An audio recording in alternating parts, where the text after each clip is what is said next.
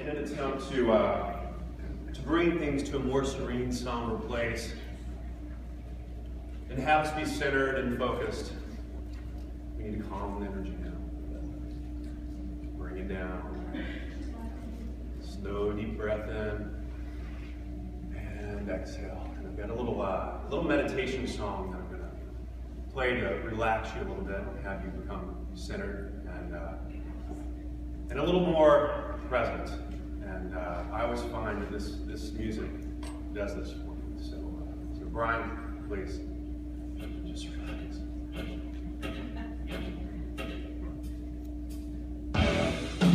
That's all right. A little bit louder, Brian. We gotta feel it. Sunday morning. That's the appropriate time for this. Keep going. Find your center.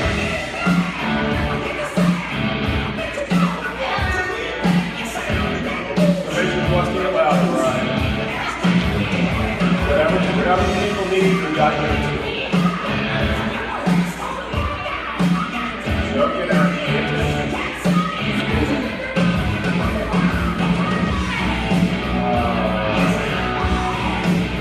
We're getting there. We're almost there.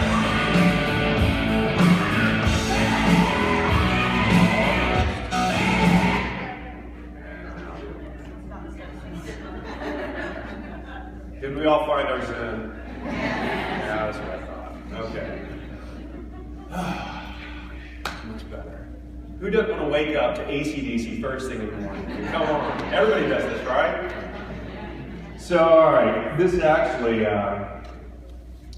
this band and this music actually is foundational to a lot of my therapeutic, well, my core therapeutic philosophy and philosophy of life. Because I had a very early impact in my life with this kind of music, but not in the way that you made me think. So back in the 80s, there were bands like AC/DC, Kiss, Alice Cooper, Dio, Ozzy Osbourne. Any metalheads out there? Hold it up high. Yeah, let's go. Woo! Rock and roll. All right. So the only problem was I was raised in the conservative religious South in a Christian denomination that was super freaked out by the hair metal of the 80s. And so being raised in this culture, there was this whole narrative that developed about this music that these were Satan worshipers, that anybody who listened to this kind of music was doing essentially the same thing. You were opening yourself up to where you could possibly be possessed by demons. And as a 12, 13, 14-year-old kid to really be told this by the adults in your life and by the religious institutions, it's very, very impactful and you're super impressionable. And so for me, that took on this whole thing of I was a pop culture kid in the public school system and liked the cool things that all the other kids were into, especially music. I mean, that's something today that's just very valuable to me. And so I was I was completely blown away to think that there was a certain genre of music that could damn my soul to hell, and the rest of my existence lived out here on earth could be me being possessed and controlled by the devil and demons. And so again, being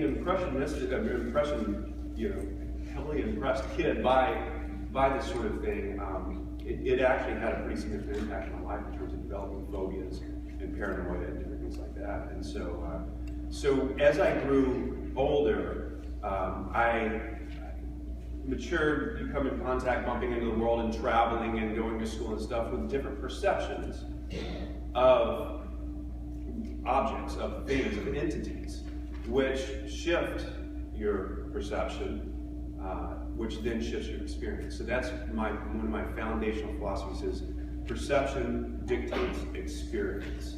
So my perception that I had at the time being raised with this sort of music,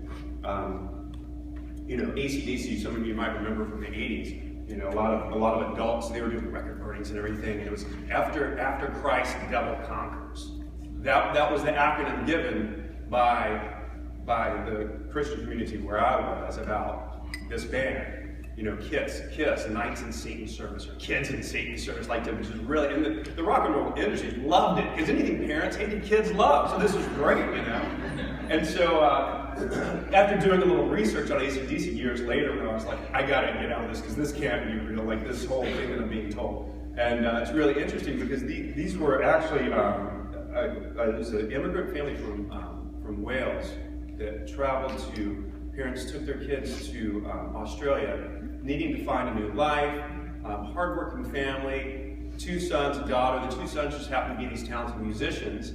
And when they were young, they started playing these instruments. In high school, they got this band together, and they went through a couple of different bands, and finally they, started writing their own music, and started getting bigger and bigger. And the sister was really into it and very supportive, and they needed a band name. And so, the mom had a sewing machine, and so one day she was playing around or something around the sewing machine and saw the sticker on it that said alternating current, direct current, AC/DC. And she was like, that would be a great name. And so she went and told her brothers, and they're like, that's a great name. So they were AC/DC, So Satan inspired, sewing machine inspired. You figure it out, but perception is extremely powerful. And so learning that as I grew, especially going into the world of psychotherapy, I really got to see how that plays out in people's lives and be able to use that as a core philosophy and attach to different therapy models that are out there that work with perception. It became a very much more powerful, impactful thing for me. So this whole thing taught me that in therapy, if I could have a way to help people conceptualize what's going on with them, such as I learned for myself, I had this way to conceptualize that, okay, this is a narrative that I was really heavily influenced by and really bought into. And then stepping out of that, realizing there's many ways to perceive this. And the perceptions have different consequences, different experiences that I will have. That became a very powerful thing. So if we can give clients a way to conceptualize what's going on within them and around them, oftentimes that's the most powerful thing that we can do for them. And one example is a client of mine that I've been working with for several months at the time. She came in with these symptoms: anorexia, agoraphobia, drug abuse, alcohol abuse, history of just broken, disastrous relationships, emotional abuse, sexual abuse, self-mutilation.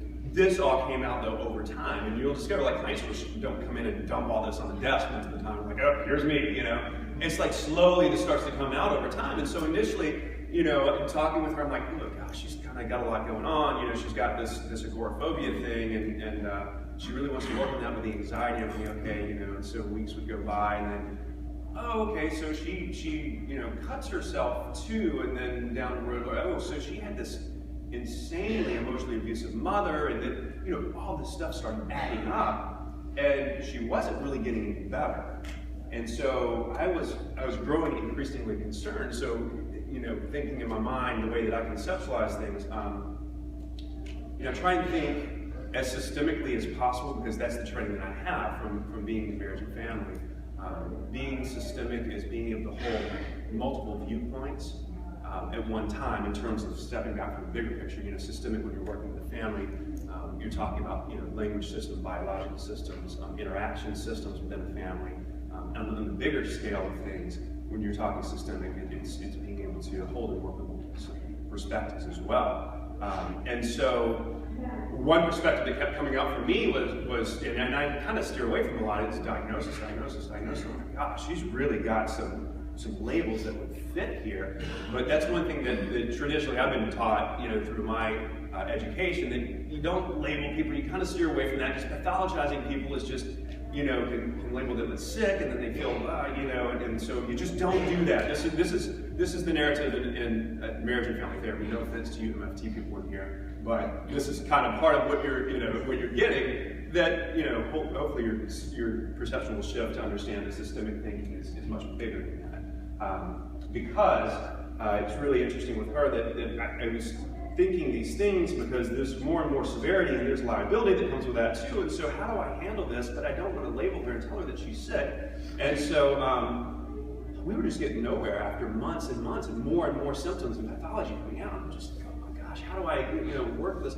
And then one day, you know, I clearly in my mind and with my DSM and lots of research and doing some assessments with her, she checked almost all the boxes for borderline personality disorder. And I'm like, oh gosh, now what, I'm gonna lay that on her and make her feel better about her life? So again, this is my own perception about the impact that this is gonna have on her, the assumption that I had. So, you know, she's just managing this crazy world around her the best she can and not understanding what's going on. And then I started bringing up this whole concept. There's this thing, there is this illness that's been defined, and it's called borderline personality disorder. These are the symptoms. There are, you know, this many people, this percentage of the population, they're actually diagnosed with this, that live with this. And also, now, with the research that we have and the methods that we have, up to 40% of people who invest themselves in treatment and therapy get better from this. They no longer meet criteria for borderline personality disorder, which is this really, you know, extreme diagnosis. It's not, you know, mild depression or anything like that, of course, as you all know.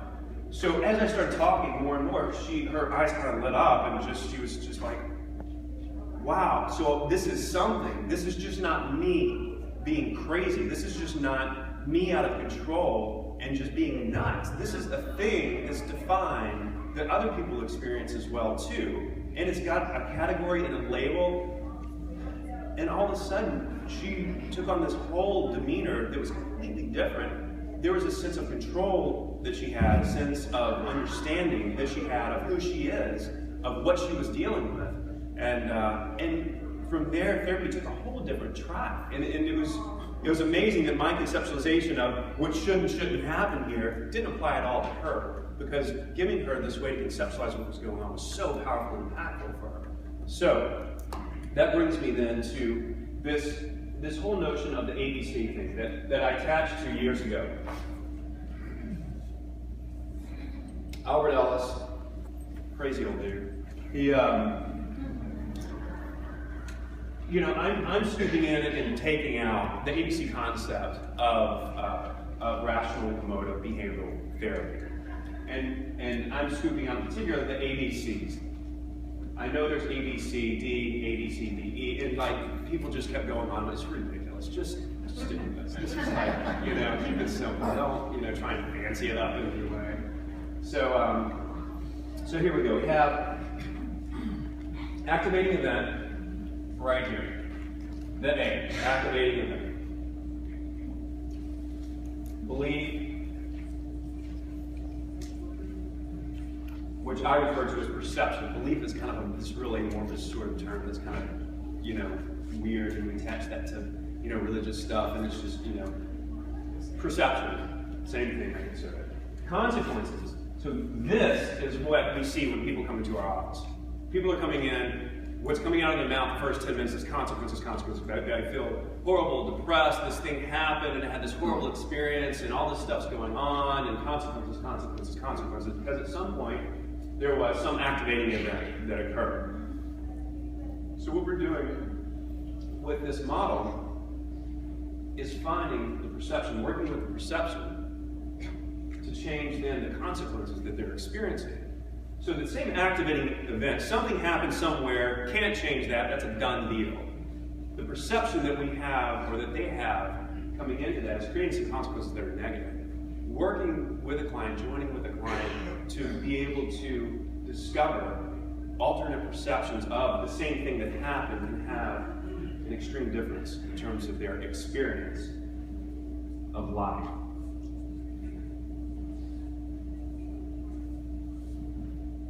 So yeah, so that's the thing I'm, you know, criticizing people who add on D, E, and F to this, you know, but all I've done is kind of the same thing. This is that Dr. Rob's APE model. So I'm different.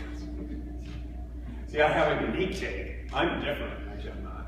All right. So perception, consequence is experience down here.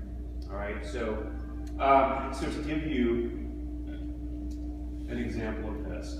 So there was this activating event that occurred in my community years ago.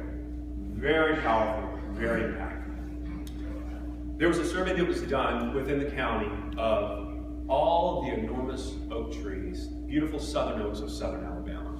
And so this study was throughout the whole county, and they determined just kind of generally, about how old these trees would be, that a lot of these trees were over 500 years old. And a lot of these trees were there when Columbus first came to America, which is like, if you think about that, wow. I mean, you're looking at this huge, enormous thing that's been there for over 500 years. That's pretty amazing. So they identified this one particular big, beautiful southern oak tree, over 500 years old, on this chunk of property, owned by this cranky old lady. So the city wanted to make a park out of this property.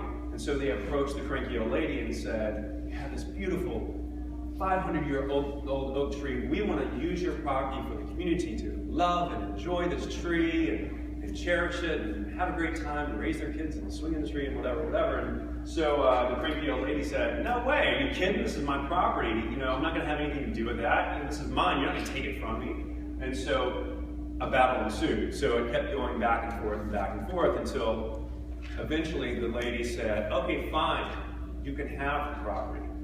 And the city was so excited. They had their park that they were going to build this around this beautiful oak tree. The community would enjoy it. It's over 500 years old. And so in the meantime, as she gave ownership over to the city to be able to use it for this park, she hired this good old boy, because there's a lot of good old boys out in southern Alabama, to get a chainsaw one night. And what he did was went and cut 6 inches into the trunk of the tree, all the way around the circumference of the tree, and like 6 people could hold hands around it. It was enormous. And so cut this huge thing around the tree, deep enough to cut off essentially the circulation, the flow through the tree. And of course, once this was discovered, it was this enormous, it was a national news story. CNN, NBC was on all these television stations. Huge outcry and all this flocking of people and resources and energy to save this tree, to save this oak tree that's 500 years old, that was there when Columbus set foot in America. And so they had a tent unit, an ICU unit, actually said ICU on it. It's built around the trunk of this tree, and they had researchers and arborists flown in and stuff, and they did these weird grafting things all the way around it. They tried their hardest for months and months and months, thousands and thousands of dollars, to try and save the 500-year-old oak tree. And so slowly but surely they realized it wasn't going to happen. They couldn't do it. They couldn't save the oak tree. So everybody's heartbroken. And so they take down the ICU unit, all the graftings and stuff, the leaves fall off. Eventually they have to start cutting the trees back and the roots back, because the tree's going to start to decay and it can pose a threat to people. And eventually, after a couple of years, they cut it down to just a stump. And the story kind of faded a little bit until a couple of years ago, when I was reading the newspaper, and Auburn University came in several years after and took a sample from the tree, because they really want to do a real due diligence research on how old is this tree really, So they did their study, and they came back and discovered that the tree was 90 years old. My grandmother at the time was 90 years old. She was as old as this oak tree. I mean, it's not that old of an oak tree, it's 90 years old. So your laughter indicates the perception shift that you had as well as I did when I read that story of the power of an activating event, of a perception that we can have, and the consequence that we can have from a powerful perception, based in reality or not, whatever. But this and this are so insanely linked together that, well, it can create insanity, of course. We know that. So very powerful experience.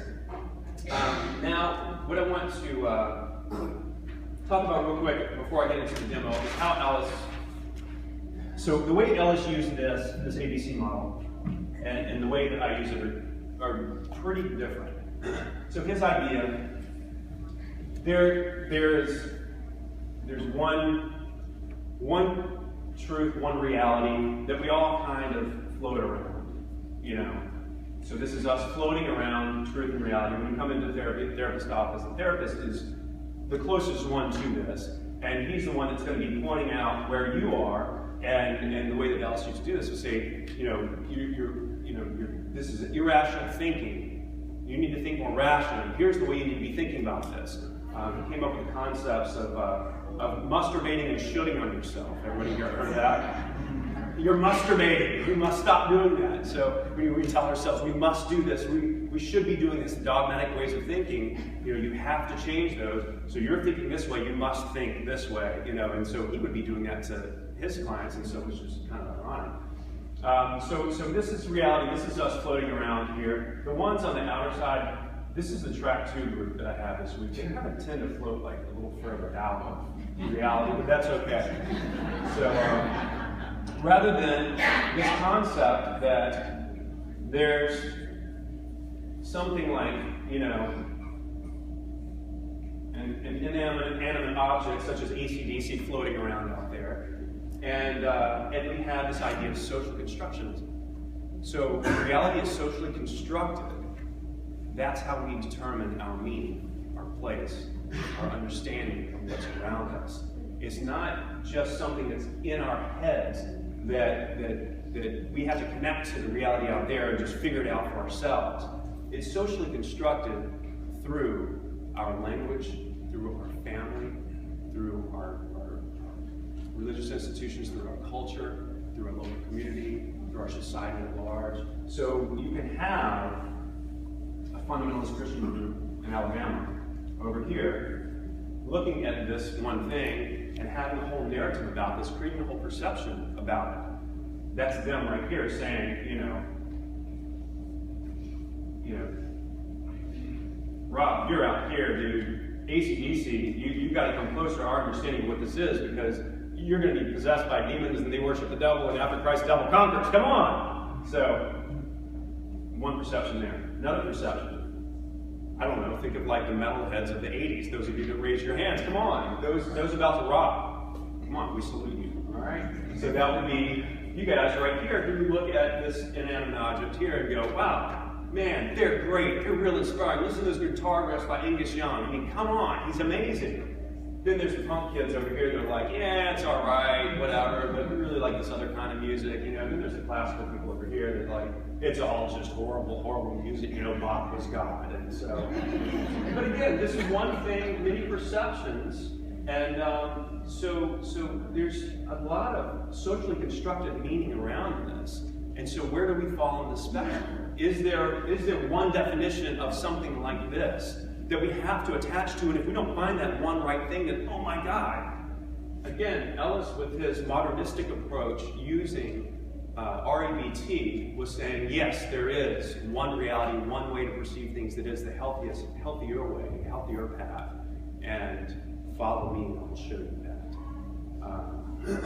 This is the way that I take this ABC thing. It's all about the relationship. Connecting strongly with clients. We know through research that accounts for a huge, huge percentage of the actual change that happens in therapy. Is the therapeutic relationship. Technique, the fancy stuff, the ABC stuff, accounts for very little. Extra therapeutic factors, things that happen outside of a client's life, that's as impactful as any therapy model that you choose to use. Now, you're not going to hear theorists talk about this because they're trying to sell books, but that's the reality that we understand through our research. It's about the relationship. So connecting strongly with a client, for one, entering into his or her worldview, understanding their socially constructed reality, where they are at, where they're wanting to be, working and collaborating then with the client to alter perceptions as needed within their worldview, not within my worldview. A client doesn't walk in the way that I use this and okay, now you're entering my worldview, and here's where you should be, here's how you should be. It's me entering into their perception, their understanding, and us working together to create alternate perceptions, which create alternate experiences. All right.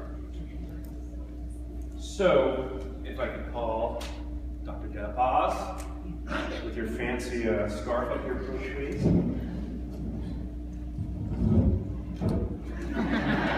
Whew. You guys get on. You know, these people from New Orleans are just a little eccentric. So, you know, you have to excuse, you know, their behavior sometimes. My wife's right here, she's from New Orleans as well, too.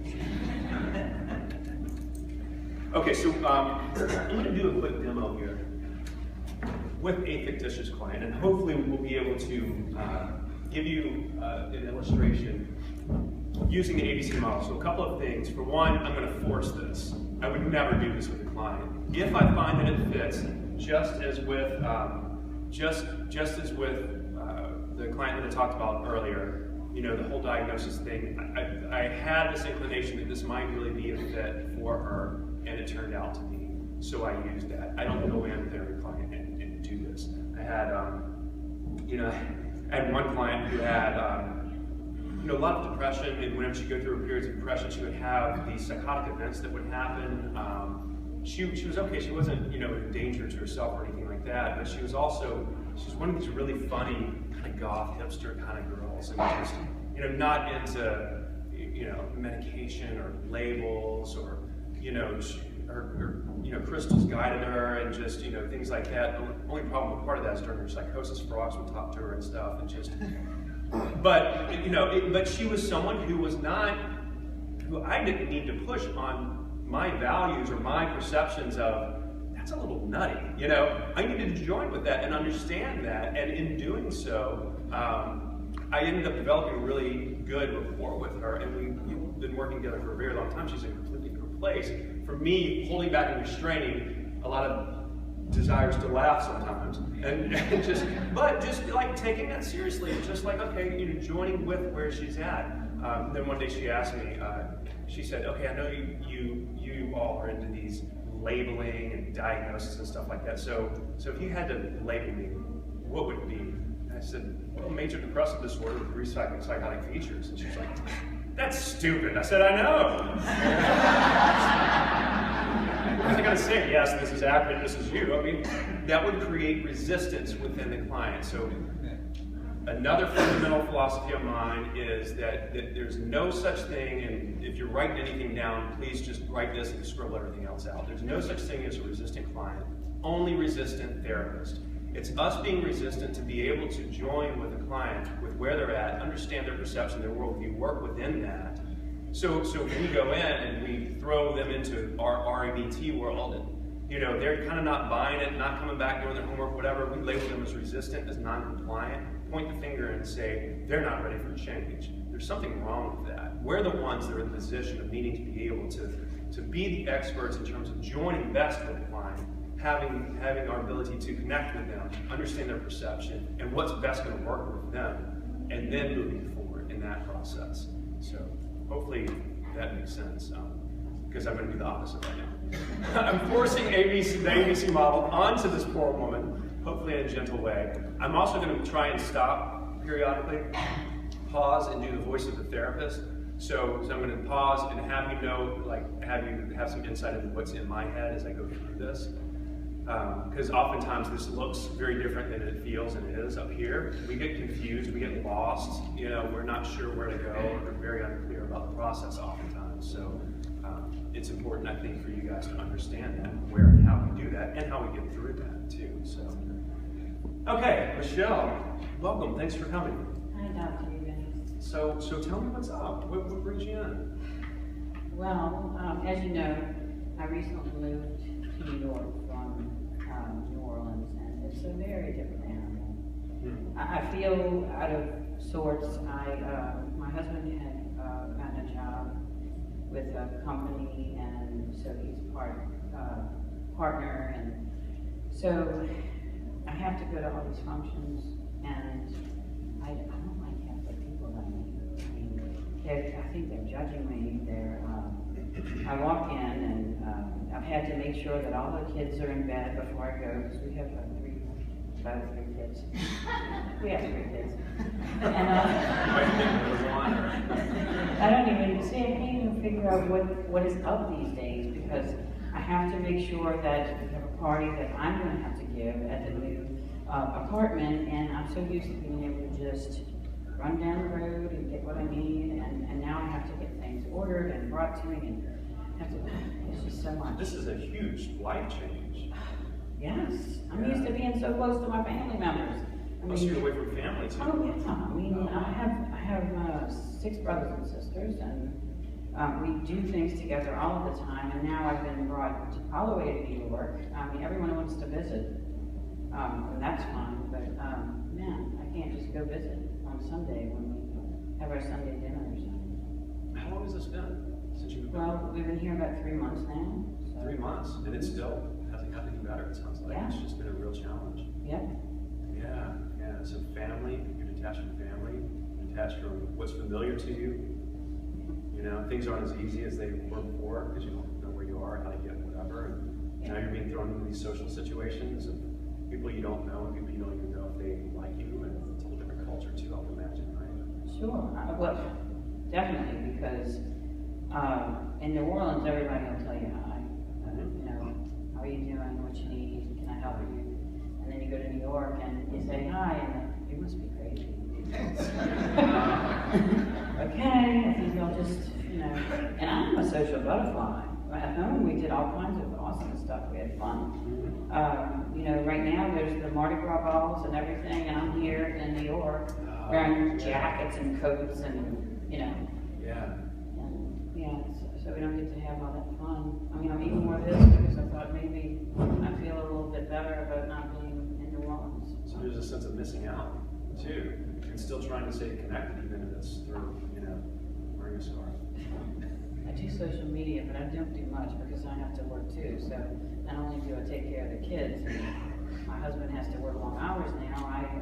You know, I do the Capella thing, and so that's nice because I don't have to go and figure out the system and have to pass all those people walking like this to their jobs. You know? Yeah, yeah. Like my fans.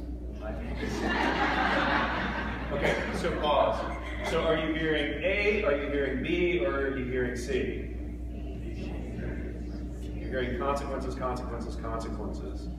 Pulled out of her family, pulled out of her culture, in a new environment, doesn't know where anything is, new people, doesn't like it, feeling sad, out of place. So what exactly, so I understand that, I mean, being out of place and the anxiety that can create and everything. So what exactly brought you to the point of like, oh God, I need to go talk to somebody? I didn't want to. I'm sorry, we also had the activating event. That was very clear too. Moving. I didn't want to do my work. I was getting overwhelmed at bringing the kids to school. We went to a party this past Saturday, and it's a function, sit down and dinner. I could not get out of the bathroom. I was just sitting there, you know. I thought, oh my gosh, if that stupid woman looks at me one more time. And I'm the one that'll go up and say hi and talk, but she's got the, I don't know what it is. I'm just not, I feel like a fish out of water. So it kind of built up to this point that just, the intensity just got to be too much. Yes, you know. Is that where it culminated, was kind of that party? Yeah, I mean, to go to a party and not be able to be myself is, and to not be able to leave, and even almost have heart palpitations. Yeah. You know, I didn't even know what that was. I talked to a friend and I said, my heart's going like this. What is that? What is that? And she said, oh, I don't know. I think you have heart palpitations.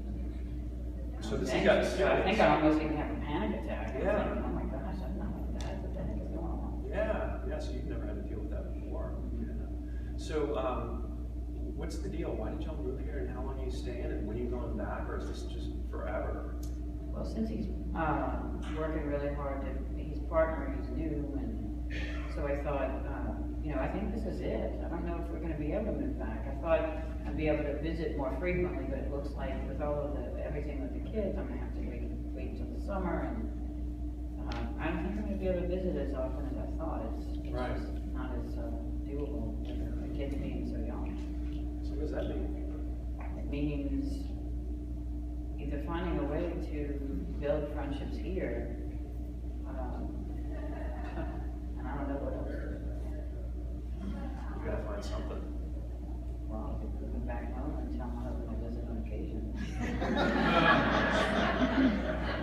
Maybe 2.5 kids. Yeah. Yeah. Be a little vacation. I so don't know. I don't know how many kids I have. So there's a part of you that sees that this is probably going to be a long-term thing, and a part of you that's like, okay, some adjustment has to happen at some point that's different than this. I can't keep feeling this way. I can't keep doing things this way. It sounds like. Is that correct? Yeah. Tell me more about that. About when you kind of came to that realization that this is more permanent than you wanted it to be, and you're not just going to pick up and go right now. Therefore, something's got to happen. Tell me more about that. Well, I think because I had the rose-colored glasses and I came to the realization that this is now my life, that I'm going to have to figure out how to connect with my family who is back in New Orleans and find a way to make friends, and find a way to get along with others and build relationships.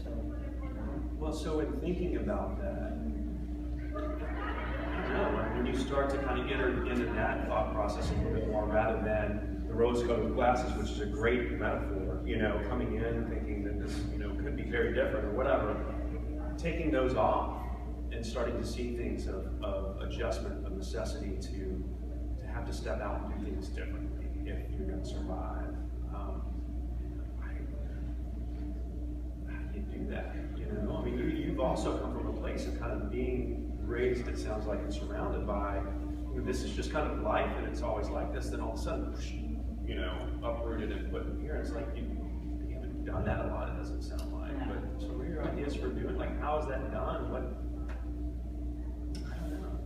I mean, you had some ideas about connecting with family and things like that, but like, how might this really need to look for you in order for you to stop having heart palpitations and crazy panic attacks and all that? Well, I mean, when I was in college, I had to get to know people. Okay. So you do have some experience with this. Interesting. Okay. Finding out how to, what I used to do is when you're in the elevator and you're looking at the person in the elevator and you're saying, God, that person is staring at me. I think I'm going to pretend like, I'm just going to be really nice to him and say, I'm really shy like this. I feel very uncomfortable in elevators, but I'm just going to say, hi, how are you doing? And if they look at me weird, I'm just going to say they must be shy. And if instead of them being snobby or whatever they call it these days. But at the time it was snobby because that was a while ago. Right. Age. Yeah. Wow. So you have some experience with this. You already have some ideas about what will start shifting this. You also seem to have an understanding that it's been 3 months too. That's not a lot of time, but at the same time, it probably feels like an eternity in some respects, especially when I'm learning all the time. It's more than a vacation. Yeah, absolutely. Okay, pause. So I went from a place in my head of just being kind of cloudy and a little lack of focus on where she's at, on how this is playing out for her, on what her perception is, to it becoming pretty clear of the perception being that things really should have been this way. I thought they were going to be this way, they're not. And the consequence was very clear due to that perception. She's already started down this path of shifting perception. I know that I've got to start adjusting, start shifting this, start making friends, figuring out ways to do that. She's just starting down that path, and no grand miracles are going to happen today, but that in and of itself, in my mind, is a pretty great miracle that she's starting down the path on her own without even me having to be clever or try and like throw in different ideas or work together with her on that. She's kind of going, so all I do is kind of follow her coattails and start to ride that a little bit and support and encourage that sort of thing. So Michelle, we only have a couple of minutes left, but for me, this is encouraging, one, that you showed up. Not that you had to come to this point to show up, because man, I can't imagine the fear and anxiety and how horrible that feels. But at the same time, I'm hearing some things that are encouraging. One, you're willing and ready to change, to reach out for support. And also, you've already got some ideas for change, which I think are very key for you and the difference that you're going to be experiencing in the coming weeks and months. So I just happen to have this chart behind me, miraculously. And and I wouldn't typically do this because I don't really write stuff down, but you can do this if you want. You had this might help you conceptualize kind of what's going on, what happened and what's going on now, and what hopefully will continue in the future, but to send you down a better path. There's this crazy dude that came up with this ABC thing, and A, B, and C stand for different things. So that A stands for an activating event. Something happened somewhere that had an impact on us. For you, it was moving to New York from New Orleans. You had this activating event. And let's skip the B for now and go straight to C. This is consequences. The consequences you felt were real and big, and you just elaborated on them greatly, in the beginning. Pretty serious stuff. What caused those consequences? Well, according to this guy, which may or may not be helpful, it's the B, the beliefs. The perception is what I call it. So it's the perception that you had of this activating event.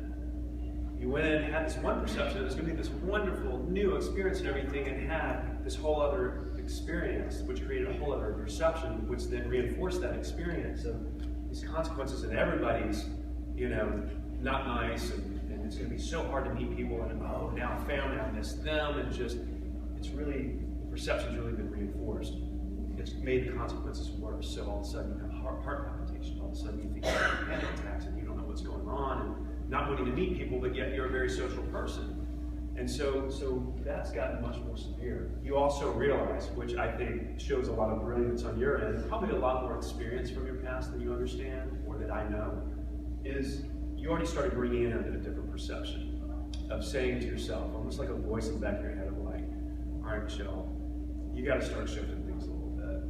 You got to find a way to start making friends. You got to find a way to start connecting with family, to keep that alive, to keep you happy while you're here. You also know that your husband's going to be here for a while, your family's going to be here for a while, so you need to start getting settled into that. This is kind of the voice that I'm creating based on what you said, but does that kind of connect with what the voice is starting to say? Good.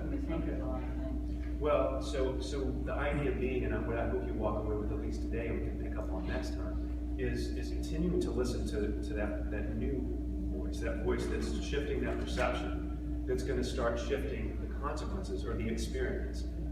Because this is what we find that it's based in. Shift that perception, your experience is going to be completely different. You start to see that there's opportunities and start to meet new people that aren't all snobby, and start to go out and have fun. That perception shifts and that experience shifts. The next thing you know, you're dancing down Broadway, having a great time with your friends. And, yeah, exactly.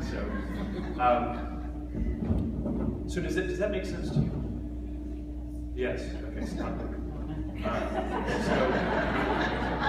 So what I'd like you to do is walk away with those ideas this week and start playing around with that voice, and maybe coming in. I'd love to hear next week what more she says to you. What other ideas she comes up with, and we'll kind of take it from there. If that's okay. Does that sound good? Yeah, I think I have some ideas already. So. Yeah. All right. Thanks so much, Michelle.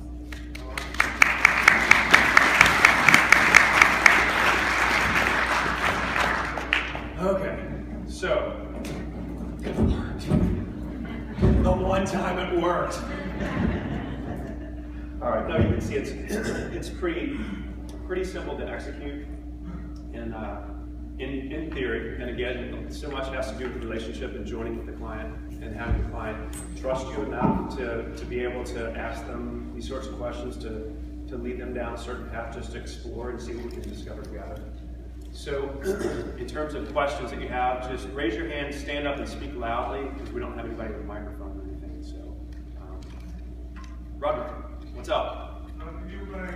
Yes, sir. All right. I did you in my psychotherapy. Yep. The first one, I noticed that you didn't necessarily concentrate on her past experiences. How did you tend to try to stay away from that, focus more so on her Perception, I want to know about the perception as it's alive today. I do want to know about the consequences, and it's important to attend to consequences, because that's what a client is needing you to connect with and understand. I want to know that the person I'm spilling the stuff to is really getting and understanding where I'm at. If they're just focused on something else or writing things down, you know, I'm not going to feel connected. I'm not going to buy into their whole philosophy of perception and this ABC thing. So, so I attend to consequences, but perception as it lives now is most important. Is it okay to illustrate to the client during the session the ABC model and break it down like that? It depends if it's a fit for the client or not. For some, I know that they just roll their eyes at it. I forced it today because I wanted you all to see it. Hopefully it was not too, you know, a misfit for her, but I don't know. Some people, some therapists just do this all the time and it works well. So it's just up to you and what you feel like might be a fit. So, questions or comments? Others? Very bad. Great. So she already kind of knows that perceptions are off. How do you help them change? Because you said play around with it. What's that mean? I said, which one? I mean, I said play around with it. Like this week about play around with your perceptions. Right. So what does that mean? Like how do you help them do that? How do they know how to do that? Well, my hope is that the voices metaphor, which I use that quite a bit actually. The voices metaphor is what she'll walk away with. And the thing is that people come in, you know, kind of locked into this perception and like, this is the world and this is how it is. And so in working with me, I hope to just loosen that up a little bit and have them play around and to see it as playing around, that this is not serious. You know, there's a book years ago that was written by this guy that said the situation is hopeless but not serious. You know, it feels very hopeless, but it's not serious. They just start playing around with it. And you can already see the change is happening. You know, you're already thinking this way, which is very different, and it's creating these different consequences for you. So, you know, does that clarify for you? Yes. Okay. Somebody up front? Yeah. You mentioned systems. Your background, I think, was what you said. Would that be the most common other theory that you bring into this, or is it pretty much spread out over all sorts of theories and techniques? Yeah, it's kind of, well, it's spread out in the sense, my foundational approach is joining and the relationship. And then perception is very important. Doesn't mean I'm a cognitive behavioral therapist all the time. Sometimes, you know, I'm Fritz Perls, you know, some people just need Gestalt. Oftentimes I'm just Carl Rogers and somebody's coming in with a traumatic experience and they just need me to sit and attend to that and help them walk through that process and don't need to be forced in any direction like this. But that's my idea of mastery, is being able to sit with a client, join strongly with them, have them feel that you're at least the one person in the world that gets and understands them, and then determine what approach will be best in working with them. You know, I just gave an example yesterday to one of my learners that, you know, if you go into a surgeon's office and like, oh, I got a pain right here, and it's kind of a sharp pain, and I've had it for a couple of weeks, and they throw you up on the table and get a scalpel out and start cutting. It's like, oh my, you know, don't you need to do a little bit of research here? But that's how bold we get in our position, though. If you're starting to hear symptoms, consequences, and like, oh, she needs to do this, she needs to do this, oh, she's doing this wrong, okay. Have you tried this? Have you thought of this? Why don't you go and do this? Here's what I need you to do. In my mind, it's the same thing. So connect strongly, join, understand their worldview, their perception, their reality, work within that through being able to utilize and grasp many tools. I don't recommend this for you all right now, though. I always recommend on my learners, grab onto 1, 2, maybe 3 therapy models that resonate with you right now and study those deeply. Read the original authors and watch lots and lots of videos, attend workshops, play around, do role plays with this stuff a lot. Get very comfortable, then from there you can join that with your own personal values and ideas of change in therapy, develop your own foundation, and then start reaching out from there. So, questions, comments? Go ahead. I thought it was beautiful the way you seamlessly blended with her and her own sharing of her experience. You did that very naturally and very passionately. And then all the way up to the very end where you without telling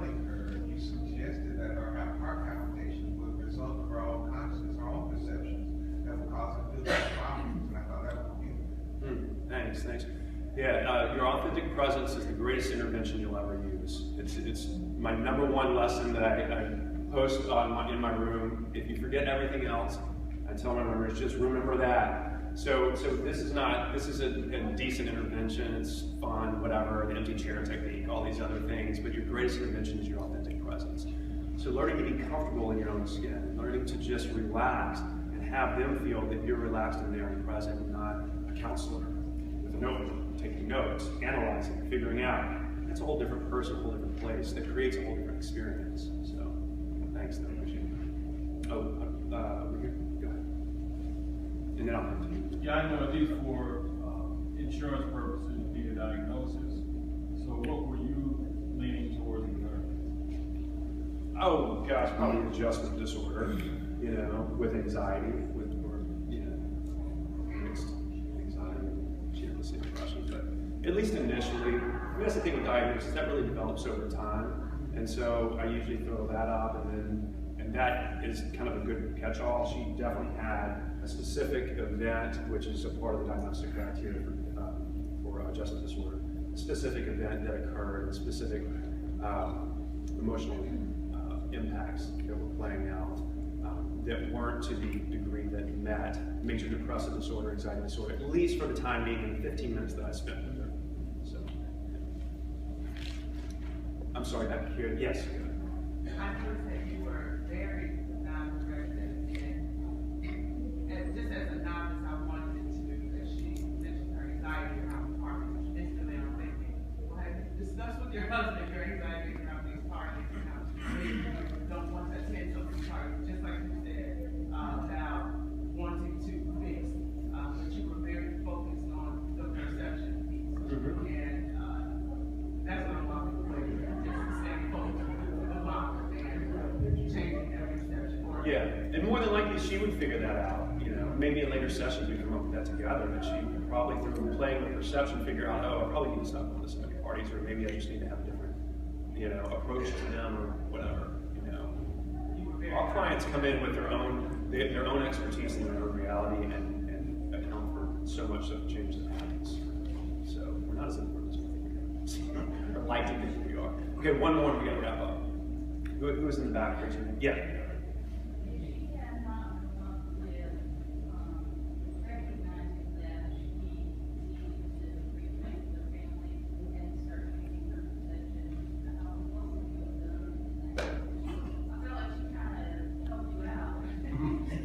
Yeah, this was an easy scenario because she already started changing.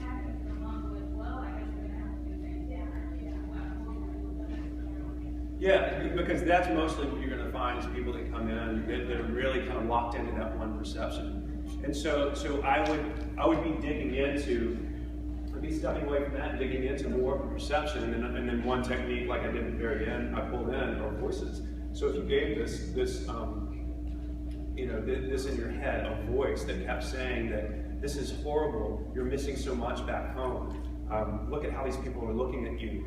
I would really want to get to know that voice a lot more and help her build an awareness on what that was saying. I genderize these voices too. I mean, it's what does she say? What is, let's name it. Oftentimes I'll do that. This is crazy paranoid Michelle or whatever. I'll have her come up with that. Tell me more what she's saying. Let's really dig into that. Let's give her a life. Let's really hear. So it builds an awareness of that perception and the impact that that's having. And then sometimes I'll come in and say, so let's put her in the closet for a minute, or set her over in the chair over here. So let's start to create another voice, or maybe there's already one inside of there that has a little bit different perception of what's going on right now.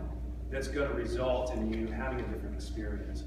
If you had to just take a wild guess, what's one thing that she might be saying? And then oftentimes it's like, I don't know, What if somebody else were in your situation right now, looking over your shoulder, whispering in your ear? Who would that person be? Would it be Oprah, or would it be, your great-grandmother, whoever? There's always somebody in their lives that would be handling this better, it seems like, So there's so many routes I can go to start to give life to this new voice, which is the new perception.